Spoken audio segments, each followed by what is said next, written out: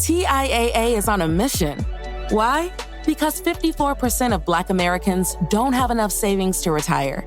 So in collaboration with big-name artists like Wyclef Jean, TIAA released Paper Right, new music inspiring a new financial future. With 100% of streaming sales going to a nonprofit that teaches students how to invest. Stream Paper Right now and help close the gap. This is a Rogue Media Network podcast.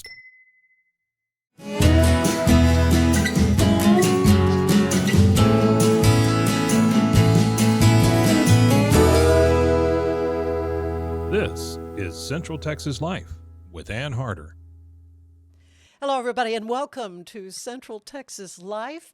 And we are going to talk today about the great profession of farming and particularly Farmall Century. And it is this fabulous book. I can hardly pick it up. It is just a massive coffee table book with everything you ever wanted to know about particularly the Farmall tractor. And I have on Zoom with me one of the wonderful authors of this, Lee Klancher, coming to us from Austin, Texas. Lee, it's delightful to get to speak to you and to talk about your book. I always love talking about my book, and thanks so much for having me on, Ann. It's great to be here. Well, it's the full title, The Evolution of Red Tractors and Crawlers in the Golden Age of International Harvester. Now, Lee, you're a photographer and an author and contributed to more than 30 books, and some of them are titled Red Tractors, Red Combines, Red Four-Wheel Drive Tractors, and John Deere Evolution. So this is not a new topic for you. No, I've been writing about this. Actually, I was a science writer way back in college, and the first book that I did, a local book publisher recruited me to write about Farmall tractors in the 1990s. Really? So, yeah, I did that. I've done a lot of other things as well, but those books have been a big part of my career. So did you grow up on a farm? Is this kind of in your DNA? I did. My dad was a teacher, and we grew up in rural Wisconsin.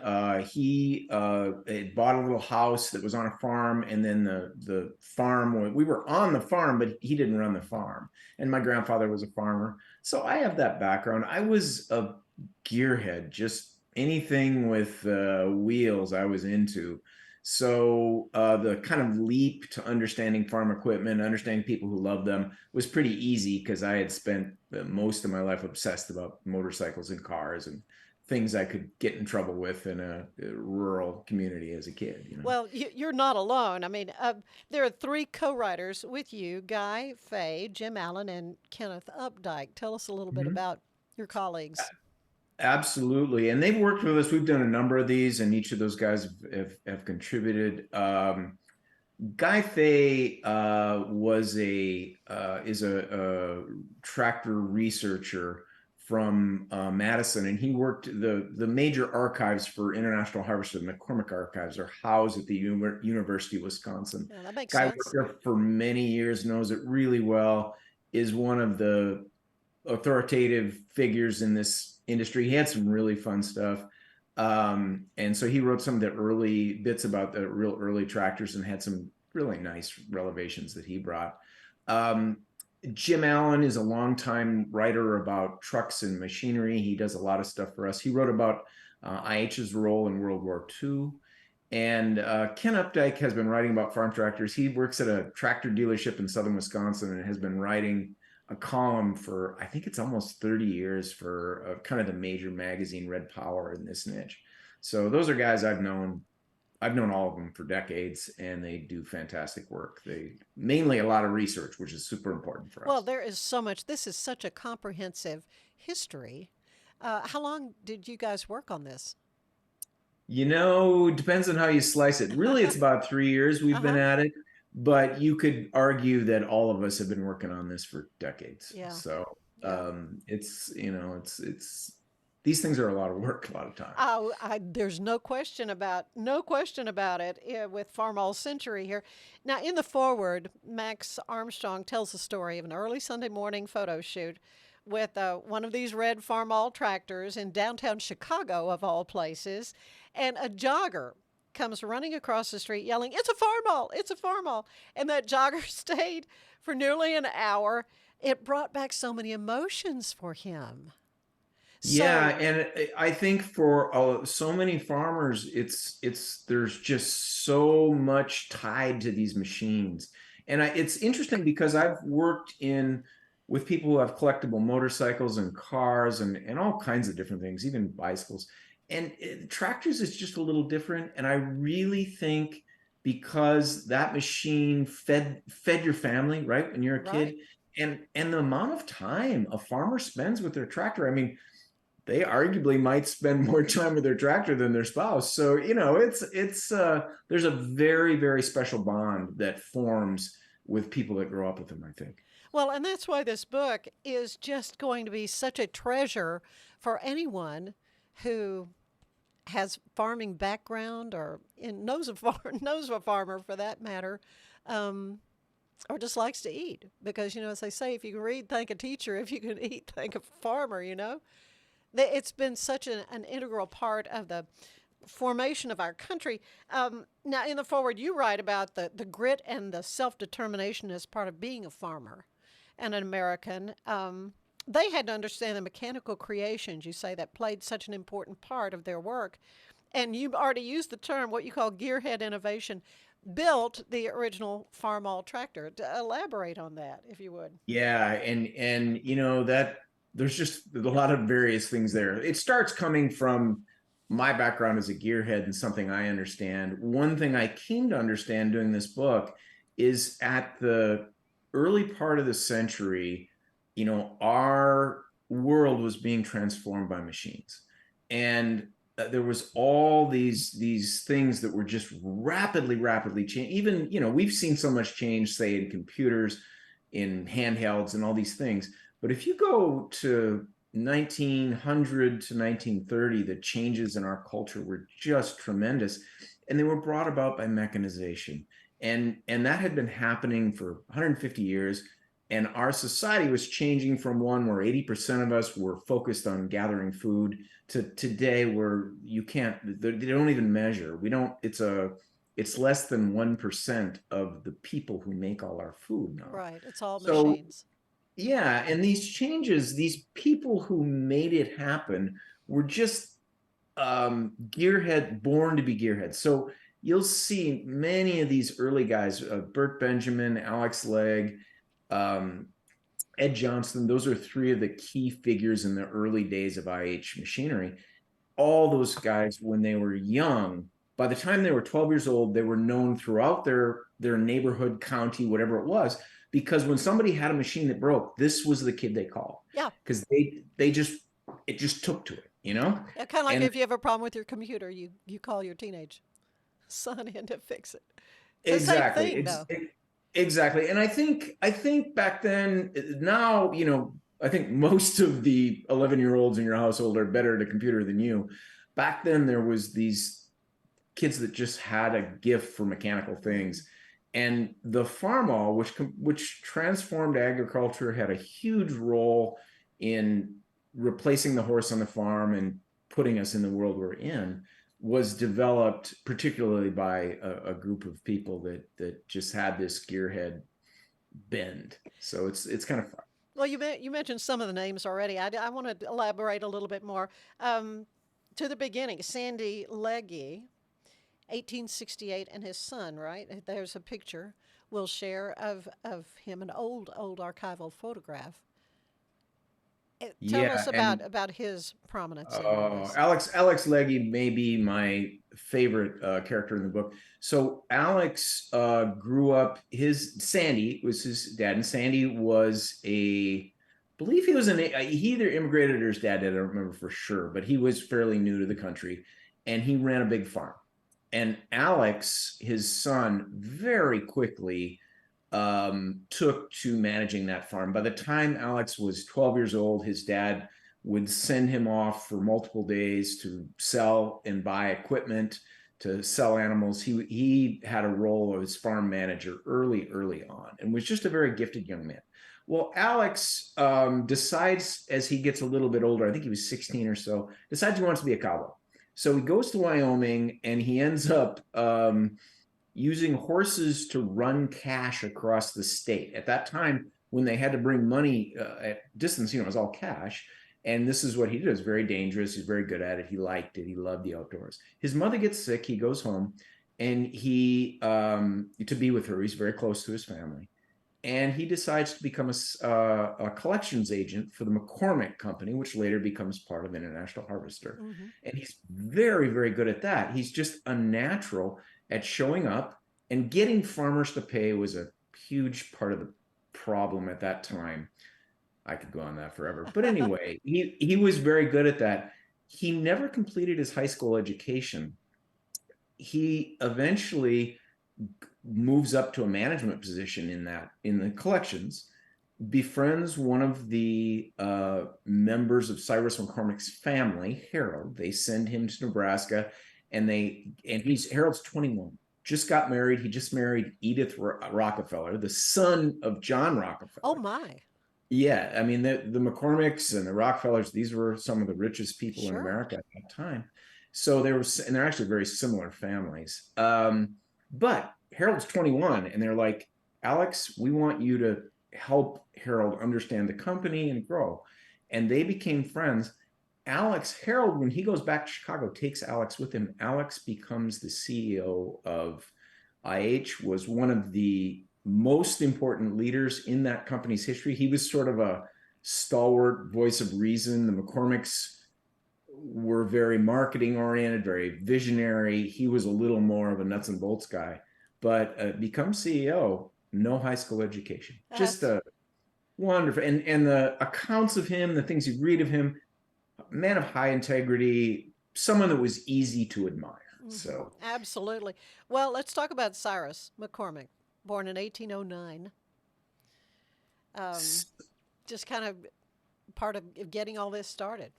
Yes, Cyrus. So Cyrus may or may not have invented the Reaper. That's his claim to fame. We explore that in the book. It's really fun. There's a lot of controversy over who really did. What Cyrus did was market it and perfect it and sell it and go from basically nothing in Virginia. He moved his company to Chicago in the early days with his new Reaper. That was huge business at that time. I mean, there were so many farms. This was one of the biggest businesses in America, and he built it up just incredibly. The McCormick family was one of the largest landowners in Chicago. They came to Chicago when Chicago was a dump, and they bought up so much. And Cyrus went on, his company became one of the biggest in the country. And he's definitely one of the early innovators in agriculture, and also became one of the wealthiest families in America. Well, and it is, as I say, a comprehensive history. And I was fascinated to hit the Civil War years and read that they sold 250,000 reapers and mowers during the Civil War because each machine freed up 2 to 3 farmhands to go and fight. And during wars always drive farm innovation, because the two big ones certainly did, World War I and II, because all of a sudden you have a shortage of people and you have a shortage of food. So you don't have men at home, they're off fighting, and the whole world needs to be fed. And often, Europe had terrible problems producing much agriculture because, the fields became battlefields. So innovation happened in both those periods. World War I, very much so. Always the agricultural equipment companies that are the savviest, the best at working the political machine, do the best. And the McCormicks were brilliant at that. They were friends of politicians. They had family members who were politicians. They made sure they got those big contracts. And they also made sure that they publicized it exactly as you say. They very much portrayed themselves not as profiteers, but as patriots, and very clever on their part. Mm-hmm. Yeah. Well, moving on through history, the Dust Bowl days. Oh my! And what it's hard to even explain. Obviously I wasn't alive at that time, but in reading about just how horrific that time was, and it was kind of poor farming practices that Oh sort yeah. of brought it on. Oh yeah. But that you have a photograph. There are some always just some very dramatic and compelling photographs from that era, and you found one that I found particularly poignant, and it's a tractor driver, a former tenement farmer who drove a tractor on his farm in Bell County, and Texas. In June of 1938, his pay was $1 per day, which would equal $20 in 2023, which is still not very much money. And this is from the Library of Congress. Just an amazing photograph. And that is literally my favorite photograph in the book. That is a Aw. Dorothea Lange photo. If you remember, she was a WPA photographer. The very, very famous picture of a woman touching her face. It's kind of the icon of the Yes, Great I know Depression. exactly the image you're talking about. Yeah, and that image is just tremendous. I feel like you can see the strain he's under. You can look at that and you can see that he doesn't have good options, and he's doing his best. And the Great Depression, I think personally, in the times that we're in, the Great Depression is fantastic reading. There are some parallels in 18 prior. Well, it's quite a bit prior to that. There was a outbreak of influenza, but that's not as interesting. The super interesting part is how tough it was for people, how much things changed, how upsetting. I read a lot of first person accounts, and just how devastating those times were for the people of the world, and to understand our times are tough. I don't think our times are as tough as they had it. No. So that's sort of refreshing. It's interesting the company, how they behaved at that time. IH had formed, International Harvester formed as a big merger, and they were a fairly wealthy company, and they managed the Great Depression very, very smartly. They developed the next line of new tractors. They took that time. They were relatively humane to their employees. They did offer loans and things.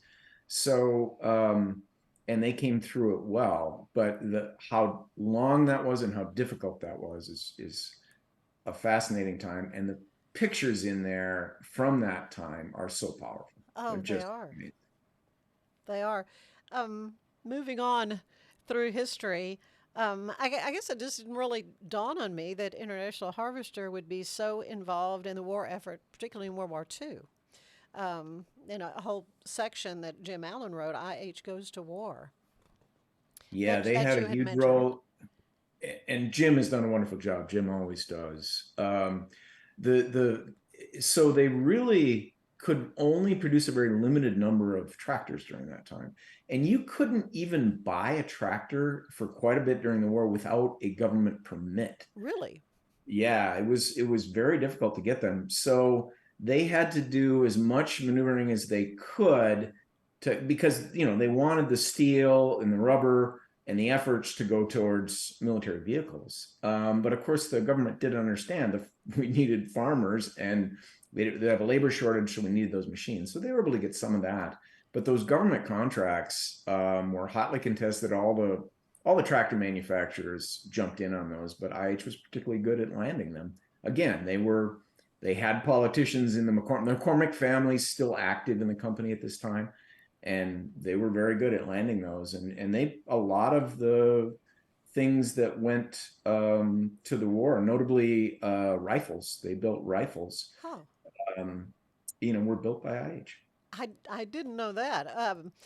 Crawlers, you see the picture of the big treads on these vehicles that were just kind of workhorses, I guess, during the war years. Yeah, the crawlers were used a lot, and they built a bunch of those. And are they still building today, or are they still building armaments? They have no, not so much. Okay. Not so much. That's not a big part. I'm not sure it's any part of the modern Case IH, not to my knowledge. Yeah. So but during the wars, that was World War I and II. That was a way they survived. Yeah. Well, and then we're nearing the last quarter of the book, but the post-war boom and farming. The soldiers are coming home, and we've got the baby boomers, of which I'm one, and I presume you are too. Yeah, let's talk about that. I mean, you've got some just amazing photographs again of these tractors. That era is really interesting from a tractor perspective. It is the era where the tractor finally really replaced the horse. The technology was there prior to that, but that time from when, post World War II to say 1950, 1955, somewhere in there, they sold more large tractors than they ever will again in history. During that time, the farmers came home, the guys came home from the war to their farms. There was a lot of farms, and a number of farms was steadily decreasing, but from that point forward, they would decrease dramatically. So there's a lot of farms, a lot of farmers. The guys, because of the war, they learned how to operate equipment. Yeah. So, they knew machines. Before that, machines were very foreign. If you weren't a Alex Legg or one of these gearhead people, you're like, what is this? And it's like somebody gave you a spaceship. So at that time, everything was right. And they sold so many tractors at that time. It was just unbelievable. It's also kind of the beginning of the downfall of IH. They make some mistakes in that time, which we covered. There's also a wonderful story in there about some of the companies that built aftermarket equipment and how these people kind of built a little business from the ground up, and were able to sell things because they were building so many machines. They didn't really have the time to engineer all the details perfectly. So these guys would develop little devices that would help farmers and build their own businesses, and that's fun stuff. Yeah, part of the American way, I guess. Absolutely. In a way, yeah. Absolutely. Yeah, you have a photograph here of Richard Nixon, who was campaigning, and the 3 millionth IH tractor produced was a Farmall 300, and this is September of 55, I think. Yeah. In Wabash, Indiana. Yep, they would make the rounds, those big, and you got to remember those big tractor demonstrations and fairs, they were big deals. They would draw, 5, 10, 50,000 people. So that was a good place for a guy wanting to campaign and get the farm vote. It was a smart place for them to be. So you'll find a number of political figures with tractors over the years. They were always wise enough to do that. Well, it is an amazing work. I mean, I have to say, I've just been so in awe of Farmall Century, 1923 to 2023. How can folks get a copy of this book? That book is available anywhere books are sold. You also can go to our website, octanepress.com, and get from us. You also can go to your Case IH dealer and find it there. But anywhere, any bookstore, online seller, they're everywhere. Well, if you're looking for a fabulous Christmas gift for yourself or someone you love that loves equipment, loves farming, you cannot do any better than this. Lee Klancher, you are amazing. I mean, this is anything else you want to add about your work? One thing I'd add, we have a special edition of that. If you go to our Octane Press website, which is in a beautiful aluminum case and it's gorgeous. And if you're looking for something collectible and very special, those are great and they're almost gone. So I'd add that as if you really want to get Grandpa something fantastic. So hurry is your advice. Well, this has just been a delight for me as I have learned so much about, as you call it, the golden age of International Harvester, and how much we have to be grateful for these innovators and these people that really put it all on the line to build this country. Absolutely. I really appreciate you having me on, Ann. It's been really nice. Well, you are a delight, and I wish you all the best. And again, Farmall Century, this is something you'll want to add to your book collection. I'm sure libraries are going to pick up on this. Absolutely. They should. I mean, it's almost like a textbook. It certainly should be at Texas A&M. I'll put it that way. Yes, and it's heavy enough to be a coffee table. It definitely is a coffee table book. But you were awesome. Thank you so much for your time today, Lee. Thank you. I wish you all the best. And thank you for being with us for Central Texas Life. Have a great day. We'll see you next time. Bye-bye. Central Texas Life with Ann Harder is part of the Rogue Media family. Be sure to check out our other shows at roguemedianetwork.com. Please rate this show 5 stars on iTunes, Spotify, YouTube, or anywhere you get your podcasts. Join us again soon for more Central Texas Life with Ann Harder.